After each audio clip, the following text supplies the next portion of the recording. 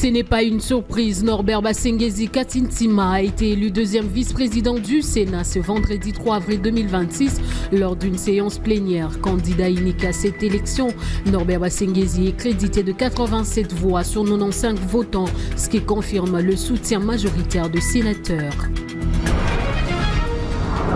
Abordant la question de la situation sécuritaire qui reste préoccupante dans le Sud Kivu, lors d'un briefing presse, le gouverneur Jean-Jacques Poroussi a martelé sur les intimidations et la détresse de Banyamulenge face aux menaces, tortures, viols et tueries auxquelles ils font face. Une trentaine de fosses communes ont été découvertes à Ouvira et plusieurs cas d'abus commis sur les populations civiles durant l'occupation de la ville par la FCM 23. Et à l'international, la pression monte après le menace brandi par Donald Trump et son administration de se retirer de l'OTAN. Ceci fait suite au refus de l'Alliance transatlantique de répondre favorablement à l'appel américain pour la mise en place d'une coalition destinée à rouvrir le stratégique d'Otroi d'Ormuz fermé par l'Iran en pleine escalade militaire. Voilà tout pour le titre, mesdames, messieurs, le journal, c'est tout de suite.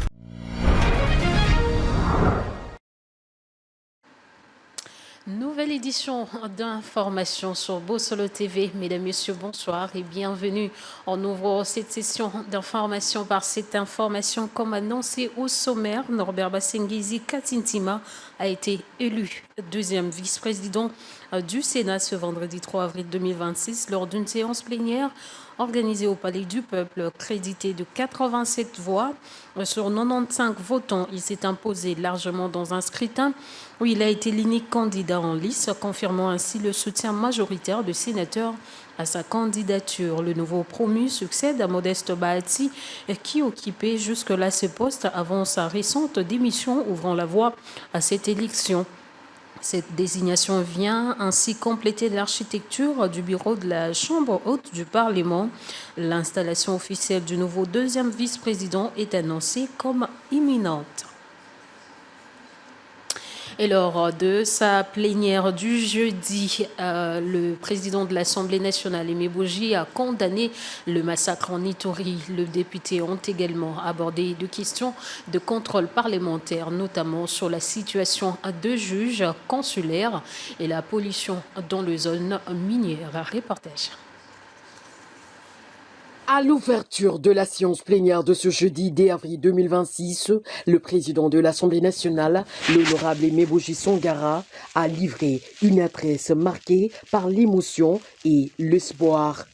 Il a d'abord fermement condamné le massacre survenu dans la nuit du 1er au 2 avril à Mambasa, en province de l'Ituri, attribué aux rebelles des EDF et ayant causé la mort de plusieurs dizaines de civils. Une minute de silence a été observée en mémoire des victimes et le gouvernement a été appelé à rétablir la sécurité dans cette partie du pays. Dans le même élan, les speakers de la Chambre basse du Parlement a salué la qualification historique des léopards de la RDC à la Coupe du Monde 2026, 52 ans après. Honorables députés, chers collègues, mes chers compatriotes, la qualification de nos léopards à la Coupe du Monde résonne aujourd'hui comme un moment historique profondément symbolique pour toute la nation. La plénière s'est ensuite poursuivie avec l'examen de matières inscrites à l'ordre du jour, dominé par le contrôle parlementaire. À cet effet, l'honorable Bakele Mugabo a adressé une question orale avec débat au ministre d'État, ministre de la Justice, sur la situation des juges consulaires, notamment les non-paiements de leurs primes. Dans sa réaction, ce membre du gouvernement a évoqué des contraintes budgétaires et annoncé des mesures correctives en cours, tandis que celle de l'honorable Chikuma Mwamba, relative à la pollution dans les zones minières, a adressé au ministre de l'Environnement, a mis en évidence les insuffisances du cadre légal en matière environnementale. Par ailleurs, l'Assemblée nationale a examiné et déclaré recevable le rapport d'audition du directeur général de la SNEL présenté par la commission atlantique en lien avec les enjeux du secteur énergétique. Et la situation sécuritaire et humanitaire dans la province du Sud Kivu a été passée au peigne fin lors du point de presse animé jeudi 2 avril par le ministre de la Communication et des Médias Patrick Muyaya et le gouverneur du Sud Kivu Jean-Jacques Purusi. Les attaques répétées contre la population, les actes d'intimidation et des menaces visant la communauté Banyamulenge à Minembwe attribuées au Rwanda et au M23, ainsi que la découverte de fausses communes à Uvira et plusieurs autres questions majeures ont été au cœur de cette communication. Images et commentaires. La situation sécuritaire dans la province du Sud Kivu reste préoccupante. Lors de ses briefings presse, le gouverneur Jean-Jacques Purusi, aux côtés du porte-parole du gouvernement, est revenu sans détour sur les intimidations et la détresse de Banyamulenge face aux menaces, aux tortures, viols et tueries auxquelles cette communauté fait face. Cette dernière est contrainte par le rebelle de l'AFC M23 à quitter Minembwe, une déportation forcée vers les zones occupées. Le chef de l'exécutif provincial appelle la communauté internationale d'accorder une importance à cette situation. Première tactique est d'abord d'intimider la population, nos communautés Banyamulenge. Ils ont d'abord commencé par torturer, violer, enlever et tuer. Ils ont utilisé des drones contre nos populations, contre nos militaires. Mais aussi et surtout, ils ont commencé à massacrer les vaches. Encore une fois, une grande partie de cette population Banyamulenge a refusé de les suivre en disant « nous sommes Congolais ». Selon Jean-Jacques Purusi, une trentaine de fausses communes ont été découvertes à Uvira et plusieurs cas d'abus commis sur la population durant l'occupation de cette ville. Nous avons découvert d'abord 3 fausses communes. Les 3 fausses communes contenaient 210 corps. Alors vous imaginez, Human Rights Watch vient de détecter plus de 61 fausses communes. C'est-à-dire dans Uvira ville et dans les environs, dans 3 seules communes, on a découvert 31 fausses communes. À ce jour, plusieurs mécanismes institutionnels pour renforcer progressivement l'autorité de l'État dans cette province ont été mis en place par les autorités provinciales grâce à l'accompagnement du gouvernement central. Au niveau de la province du Sud Kivu, nous avons créé un certain nombre de mécanismes pour renforcer l'autorité de l'État, notamment nous avons créé un cadre permanent de concertation pour la gestion de la crise sécuritaire au Sud Kivu. Et ce cadre permanent est constitué des volontaires pour la défense de la patrie. Au-delà des attaques répétées de l'armée rwandaise et ses supplétifs de l'AFC M23, Jean-Jacques Purusi envoie un message fort et rassurant. La province du Sud Kivu se réorganise et résiste. Au cours de ce même point de presse, le gouverneur de la province du Sud Kivu est revenu sur les richesses et les potentiels dont regorge sa province, cible de convoitises de rebelles et enjeu majeur de la région. Selon le gouverneur, à l'arrivée de l'AFC M23, la province avait perdu 94% de ses recettes alors que son budget était fixé à 5,5 millions de dollars américains. Pour Jean-Jacques Purusi, hormis les 17 millions de dollars générés mensuellement par le M23, plusieurs entreprises chinoises opéraient illégalement en transitant par le Rwanda. Il précise par ailleurs que grâce à la vigilance des autorités, les recettes sont passées de 400 000 dollars à 8 800 000 dollars par mois. Extrait de propos de Jean-Jacques Purusi, suivez dans cet extrait. Nous avons convoqué toutes ces entreprises qui exploitent illégalement. Qu'est-ce que nous avons constaté? 1750 entreprises minières à capitaux chinois exploitant nos minerais. Et ces 1750 entreprises n'ont ni bureau au Sud Kivu, ils n'ont pas de, ils n'ont pas de carte de permis de travail, permis d'exploitation, permis de recherche, mais ils sont là depuis 15, 17 ans, 20 ans en train d'exploiter. Et le minimum que chaque entreprise exploite, pour l'or en tout cas, c'est 650 kilos d'or le mois. Si vous calculez qu'un kilo d'or aujourd'hui sur le marché mondial, sur la London Metal Exchange, c'est quand même 160 000 dollars américains le kilo. Et donc voilà un peu toutes ces entreprises opérées à partir du Rwanda. Et donc par la corruption, ils ont acheté tout le monde et donc voilà un peu. Donc l'enjeu est majeur. Et lorsque nous avons fait des enquêtes, nous avons constaté que la province du Sud Kivu n'avait jamais, depuis 60 jusqu'à ce que nous venions, c'est-à-dire en 2024, la province n'avait jamais produit plus de 400 000 dollars américains le mois en dépit de ses richesses. Alors, lorsque nous avons mis en place toute une série de réformes, notamment la bancarisation, la numérisation, le guichet unique de tous les processus de paiement, la suppression des taxes inutiles, la réduction des taxes, l'arrestation de tous ces Chinois. Je crois que vous avez suivi que nous en avons fait condamner environ 66 et nous avons mis à la prison centrale de Bukavu. Donc on a fait toutes ces démarches. Le capital de la province est passé de 400 000 dollars américains à 4 800 000 dollars américains le mois. C'est-à-dire ce que la province produisait par an. Nous avons sorti ça le mois. Et le ministre de la Défense nationale, Maître Guy Kabombo Modian-Vita, a reçu le résultat partiel de la commission ad hoc chargée du contrôle physique de dossiers litigieux de 2241 membres personnels civils du secrétariat général à la Défense. Selon ce résultat, plus de la moitié de personnes concernées sont impliquées dans de fraudes avec 2 cas de substitution, de doublons et de usurpation d'identité. Commentaire de Nadine Mayombe transmis par Julia Kamonia. La commission ad hoc chargée du contrôle physique des dossiers litigieux des 2241 personnels civils du secrétariat général à la Défense nationale a présenté au vice-premier ministre, ministre de la Défense nationale et ancien combattant Guy Kabombo Modian-Vita les résultats partiels des travaux. Au cours d'une visite improvisée jeudi 2 avril 2026, le patron de la Défense nationale s'est rendu personnellement sur les lieux du contrôle dans le but de s'enquérir du déroulement de ces travaux qui réunissent en commission les représentants du ministère de la Défense nationale, de la fonction publique, de l'inspection générale des FARDC, du secrétariat général à la Défense, ainsi que des syndicats du personnel civil. Un briefing détaillé lui a été présenté par la coordonnatrice de cette commission.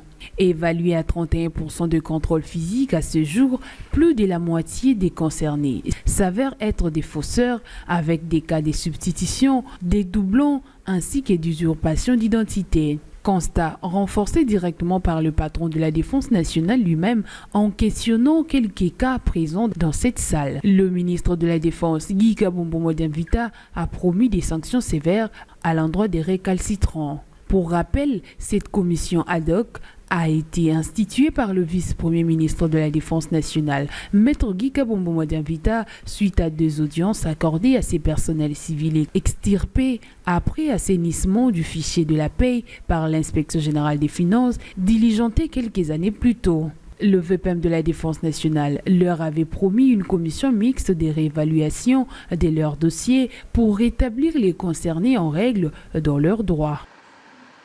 Justice dans ce journal, dans la poursuite des audiences du procès opposant le ministère public au docteur David Balanganaï, poursuivi pour coups et blessures sur la patiente Dorcas Mouya ce vendredi 3 avril 2026 devant les tribunaux de grande instance de Kinshasa-Kinkole situé dans la commune de Lantélé.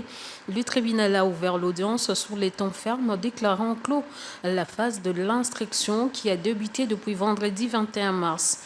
Bien avant la clôture de cette phase, les tribunaux a fait intervenir un médecin expert, le docteur Ilunga de la clinique Diamant, qui a témoigné à décharge du prévenu David Balanganaï Kayembe après que la victime Dorcas Moya ait éclairé le tribunal sur son âge. Je suis née le 1er janvier 2009 et j'ai 17 ans d'âge, a-t-elle fait savoir d'une étape à l'autre. Sous menace de la pluie, l'audience a été suspendue par le juge président pour reprendre 30 minutes après dans la salle de Tripé de Kinkole où une série de plaidoiries a été amorcée avant le prononcé du réquisitoire par le ministère public. À l'issue de la plaidoirie de la partie civile, le ministère public a requis 10 ans pour torture, 5 ans pour coups et blessures volontaires aggravées et 5 ans pour atteinte à l'intégrité physique avec une amende de 25 millions de francs congolais. Plaidant en faveur du prévenu, la partie défenderesse a invité le tribunal à acquitter le prévenu David Balanganaï car selon elle, les infractions retenues à charge du prévenu ne rencontrent nullement le fait présenté. La défense a également éprouvé la crainte de créer une jurisprudence sur les prévenus David Balanganaï ne sera pas acquitté. Prenant la parole pour le dernier mot, le prévenu David Balanganaï a demandé pardon à tous ceux et à toutes seules, à la première dame Denise Nyakero Tshisekedi, à sa mère et à sa femme pour avoir été touchés comme lui de la vidéo qui a émaillé la toile. Il a souligné également que s'étant servi 2 avocats, il croit que le tribunal pourra l'acquitter et promet de respecter son serment, celui de rendre service à la nation congolaise, son pays. Le tribunal ayant suspendu l'audience pour rendre le verdict, la suite du dossier dans nos prochaines éditions. Suite à la recrudescence de l'épidémie de choléra, le ministre de la Justice a suspendu tout transfèrement de détenus vers la prison centrale de Makala ainsi que vers celle de Mandangungu dans le Congo central. Cependant, cette mesure n'est pas sans conséquence. Elle pourrait notamment aggraver la surpopulation dans le cachot si elle venait à se prolonger. C'est un reportage de Johnny Yombo et Prince Goy. Face aux différentes épidémies qui frappent le pays, les autorités ont pris des mesures pour limiter la propagation. Dorénavant, tout transfèrement de détenus vers la prison centrale de Makala à Kinshasa ainsi que vers celle de Banzangungu dans le Congo central est suspendu. La décision a été prise par le ministre de la Justice, Guillaume Gueffa. Alors que le choléra reste une menace, les autorités attendent ainsi limiter la propagation de la maladie au sein des établissements pénitentiaires, particulièrement exposés. Cependant, cette mesure n'est pas sans conséquences. Elle pourrait notamment aggraver la surpopulation de cachots, alerte maître Mega Lumbala, avocat au barreau de Kinshasa-Gombe. De surpopulation dans les cachots, puisque comme la loi est claire en cette matière, les détenus devant le cachot, devant les OPJ, doivent faire au moins 48 heures. Donc après 48 heures, soit vous relaxez le détenu, soit vous l'envoyez devant l'autorité judiciaire compétente, en l'occurrence le procureur général. Par ailleurs, ces juristes soulignent que le problème d'engorgement de la prison centrale de Makala demeure préoccupant. Il estime que la construction de nouvelles infrastructures pénitentiaires devient non seulement nécessaire mais urgente. En tout cas, c'est un besoin ressenti puisque, comme vous le savez, la prison centrale de Makala a été construite pour accueillir 1500 prisonniers. Mais aujourd'hui, nous sommes au-delà de 15 000 personnes qui sont détenues à la prison centrale de Makala. Il y a un besoin. Le besoin, c'est qu'il faut construire d'autres maisons carcérales puisque même si vous êtes arrêté, vous avez quand même le droit de vivre dans de très bonnes conditions. Et je crois que l'exécutif, le gouvernement, a mis en place certaines stratégies pour désengorger la prison, mais qui en réalité, ça n'arrive toujours pas à décanter la situation. Parce que Il convient de rappeler que cette suspension temporaire de transfert de nouveaux détenus décide en février 2026 vise avant tout à contenir la propagation du choléra dans les établissements pénitentiaires. Dans un autre chapitre, le ministre de Mines, Louis Watum Kabamba, reste déterminé à assainir le secteur minier en renforçant une collaboration étroite avec toutes les structures sous sa tutelle. C'est dans ce cadre qu'il a effectué 2 visites historiques jeudi 10 avril à la cellule technique de coordination et planification minière et au cadastre afin d'exhorter les agents et cadres de ces 2 institutions à travailler avec intégrité afin de faire de la RDC une superpuissance minière au niveau mondial. Julia Kamwanya et Fiston Mohamed. Dans l'objectif de renforcer la collaboration avec les structures placées sous sa tutelle, le ministre des Mines, Louis Watum Kabamba, a effectué 2 visites historiques jeudi 2 avril 2026 à la cellule technique de coordination et des planifications minières et au cadastre minier. Arrivé à la CTCPM, le ministre Louis Watum Kabamba a reçu les honneurs avant de tenir une réunion d'évaluation avec le personnel et le syndicat de cette institution. Une visite guidée des locaux de la CTCPM s'en est suivie juste après. Avant de poursuivre sa tournée, le ministre a exhorté les agents et cadres de la CTCPM à remplir leur mission et à faire de la RDC une superpuissance minière conformément aux objectifs fixés par le chef de l'État Félix Tshisekedi. Il faut des réformes, il faut des stratégies, il faut de l'anticipation, il faut de l'intelligence pour que nous puissions jouer le rôle qui nous est dévolu. C'est cette structure qui doit jouer ce rôle-là. Si votre structure faillit, et ce n'est pas cela la vision des chefs de l'État. Sa vision est que pour une fois, il y a une inflexion, un changement. Que la RDC devienne cette superpuissance qui est respectée au niveau international et au niveau mondial. Poursuivant sa visite au cadastre minier, le ministre Louis Watum Kabamba a ensuite tenu une réunion d'évaluation avec l'équipe dirigeante et le syndicat. Après celle-ci, il a effectué une visite guidée de toutes les installations du CAMI, anciennes comme nouvelles. Il a appelé les agents et cadres au patriotisme, à l'intégrité et à une meilleure collaboration afin de placer les pays parmi les grandes puissances décisionnelles mondiales. Aimez votre pays, être patriote, travaillez pour l'intérêt de votre pays, ne pas le trahir. Parce que ce qui se passe même à l'est de notre pays, c'est avant tout une trahison de ce pays, dans les fils et filles de ce pays. Vous avez également l'obligation d'être intègre dans la conduite de vos affaires, de nos affaires. Intègre, ça veut dire faire ce qui est correct, surtout quand personne ne vous regarde. Par ailleurs, le ministre des Mines, Louatum Kabamba, prévoit dans les jours à venir de s'entretenir avec l'ensemble des structures placées sous sa tutelle afin de procéder à une nouvelle mise en place d'acteurs compétents dans le but d'insuffler un nouveau dynamisme au sein du secteur minier. L'amélioration du climat de paix et sécurité durant cette période de l'état de siège attire les investisseurs étrangers dans les territoires du Djougou. Ces paysages sécuritaires renforcent l'autorité de l'État et cheminent la province de l'Ituri dans un développement rapide. Aujourd'hui, l'installation de la société Horizon Mining dans la commune rurale de Mongolou est une preuve éloquente du retour de la paix et du développement. Le reportage est signé par la presse militaire. C'est une étape cruciale pour l'Ituri qui aspire à se positionner comme un pôle économique majeur de la RDC. Grâce à l'amélioration de la situation sécuritaire, les investisseurs ne cessent de venir, attirés par les climats des affaires de plus en plus rassurants et la richesse naturelle de la province. L'arrivée des Horizon Mining à Mongolou, à 90 km de Bougnan, en est un exemple éloquent. Ces activités dans la région vont stabiliser davantage la zone, améliorer la logistique et garantir les bons déroulements de futures opérations d'exploitation aurifère. Nous sommes en phase d'implantation. Nous attendons toujours le transfert des licences qui est imminent maintenant. Nous sommes sur le point de signer un accord final de partenariat avec la Sokimo, avec qui nous allons collaborer. Et nous attendons avec grande impatience le transfert formel des permis de sorte qu'on puisse commencer les travaux de construction. Car maintenant nous sommes contentés de nous préparer, de former les équipes de travail, de former la compagnie administrativement. Nous avons aussi commencé les seuls travaux substantiels que nous avons commencés sont ceux de la rénovation de la route entre Bougnan et Mongolou. C'est une nouvelle société qui va également créer des emplois dans la région, dissuadant ainsi certains jeunes à risque de rejoindre des mouvements subversifs. C'est une opportunité en or pour l'Ituri qui voit enfin le fruit de la paix et de la stabilité. Si je me permets, sans le soutien du gouverneur et de l'État ici, ça n'aurait été pas possible. En tant qu'investisseur étranger pour venir ici, ça peut être un peu intimidant des fois, mais le gouverneur nous a vraiment mis à paix ces concerns.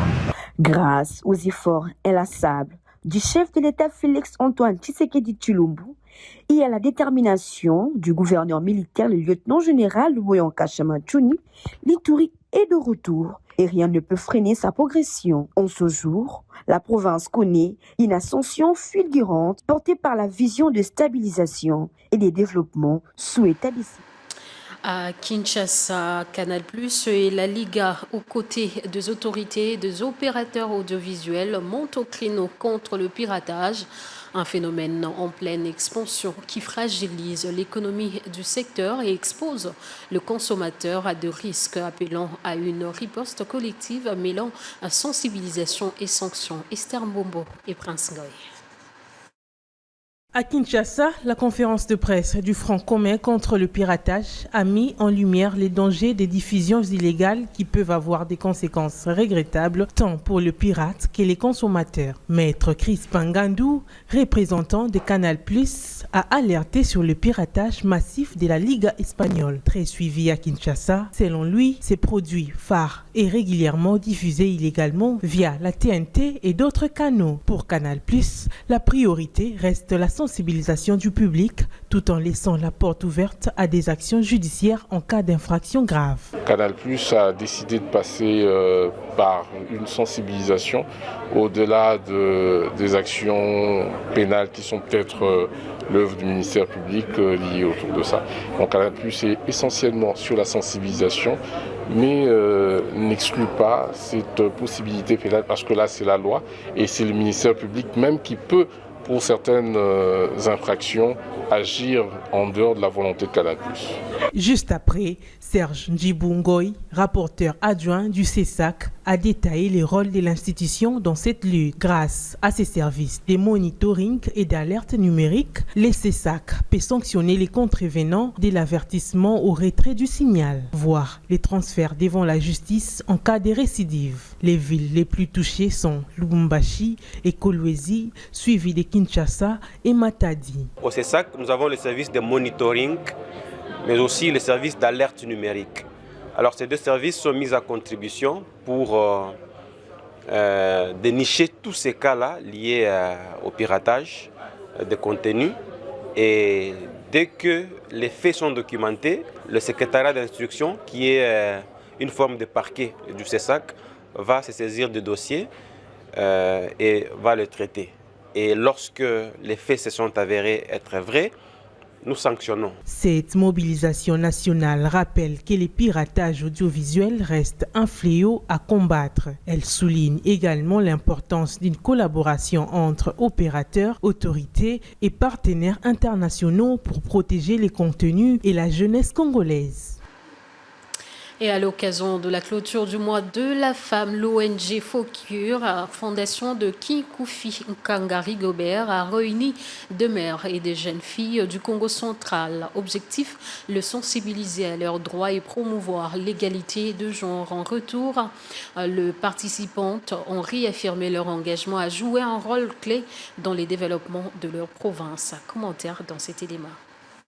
Le mois de mars est consacré exclusivement à la défense des droits de femmes. C'est dans ce cadre que l'ONG Focure, fondation de Kinkoufi Nkangari Gobert, a organisé la cérémonie de clôture du mois de la femme à Songololo en général et à Loufou en particulier. Il s'est agi d'un échange très fructueux avec le maire et les jeunes filles de cette province du Congo central. Rigobert Kinkoufi Kanga a sensibilisé ces femmes à leurs droits et à la promotion de l'égalité de genre. Celles-ci, à leur tour, ont réaffirmé leur volonté de jouer un rôle central dans le développement de leur territoire. Profitant de cette occasion, Rigobert Kinkoufi Kanga, membre de l'Union sacrée, a donné sa position concernant le débat qui alimente actuellement l'opinion nationale. La révision de la Constitution. Selon lui, la Constitution actuelle ne répond pas aux aspirations du peuple congolais. Il a par ailleurs demandé aux maires de Loufou et de Songololo de faire confiance au chef de l'État, Félix-Antoine Tshisekedi Tshilombo, estimant qu'il a encore beaucoup à accomplir dans le pays. La cérémonie s'est clôturée par de gestes concrets, notamment la distribution de pagnes et de vivres aux mères et aux orphelins présents dans le cadre des actions de la Fondation afin de leur permettre de bien célébrer ces... Et dans le reste de l'actualité, alors que le travaux de la rocade avance, de nombreuses familles expropriées dénoncent le non-paiement de compensations qui leur sont légalement dues, pointant du doigt la commission d'expropriation et appelant le gouvernement à agir rapidement pour restaurer la justice et la confiance. Mathieu Mbouyi et Chrétien Gaïmé. La construction de la rocade de Kinshasa, lancée en 2024, se heurte à une vive contestation sociale. En cause, le non-paiement des indemnités dues aux populations expropriées. 8 mois après les débuts du processus, plusieurs victimes affirment n'avoir toujours rien perçu malgré les dispositions légales en vigueur. En première ligne, Alain Malaya tire la sonnette d'alarme. Il pointe du doigt la commission d'expropriation dirigée par Georges Kochi qui l'accuse des blocages dans les traitements des dossiers. Un principe clairement établi, mais qui, selon les dénonciations, peine à être respecté sur le terrain. Entre attentes prolongées et absence de réponses concrètes, les malaises s'installent parmi les expropriés qui se sentent lésés dans leurs droits les plus élémentaires. Ce projet de construction de la rocade a débuté en juin 2024 à l'initiative du chef de l'État et nous soutenons le projet du chef de l'État. C'est un projet très important, c'est un projet louable pour la population congolaise. Mais ce que les responsables des travaux de construction n'ont pas respecté. Ils sont venus pour nombreux expropriés démolir leur maison mais n'ont pas fait le paiement. Alors c'est pour ça que nous interpellons le chef de l'État, qu'il puisse intervenir. Aujourd'hui, on a démoli leur maison et on les laisse dans la rue. La commission d'expropriation nous avait expliqué qu'il y a un mécanisme de paiement et ce mécanisme s'est enrayé du côté chinois. Mais ça, ce n'est pas notre problème. Vous avez démoli les maisons des expropriés, il faut payer. Et c'est la loi de la Constitution congolaise le dit. Une expropriation pour cause d'utilité publique le paiement des indemnités doit se faire au préalable. Jamais on vient démolir et puis on paye après. Soutenant la vision des développements portés par le président Félix Tshisekedi, les populations concernées réclament néanmoins des actes concrets. Car au-delà du chantier de la rocade, c'est la question du respect de la loi et de la dignité des citoyens qui se pose avec acuité.